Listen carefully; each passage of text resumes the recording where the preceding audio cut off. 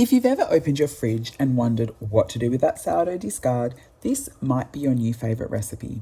Today I'm making a beautiful flaky sourdough pie crust that works for both sweet and savoury pies, and it's much easier than you might think. This recipe makes enough pastry for both a top and bottom crust, which is perfect for a classic family pie, like my sourdough chicken pot pie. And if you only need one crust, you can simply halve the ingredients. Start by adding your all-purpose flour, salt and sugar into a large mixing bowl. Give everything a quick stir so it's nicely combined. Then set the bowl aside for a moment. Now let's talk about the butter, because this is what gives pastry those beautiful flaky layers. The butter needs to be really cold. I like to grate the butter because it distributes really easily through the flour and helps create lots of little pockets of butter throughout the dough. If the butter starts to soften once it's grated, just pop the bowl into the freezer for a few minutes. Keeping the butter cold makes a huge difference to the final texture of your pastry. Once the butter is nice and cold, add it to the flour mixture. Use a spatula, a pastry cutter, or even just your fingertips to gently coat the butter in the flour. Try to handle it as little as possible. The goal is to keep those little pieces of butter cold so they melt in the oven and create those flaky layers. Now add your sourdough starter or sourdough discard along with a splash of white vinegar.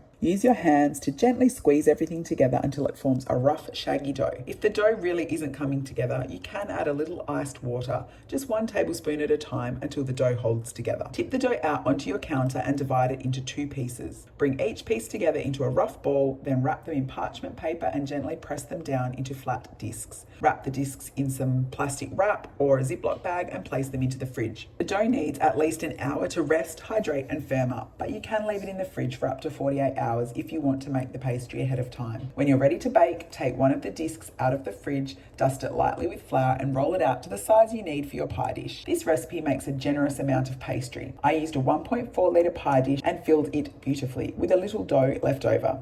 And that leftover dough did not go to waste. I used it to make the most delicious sourdough galette for dessert.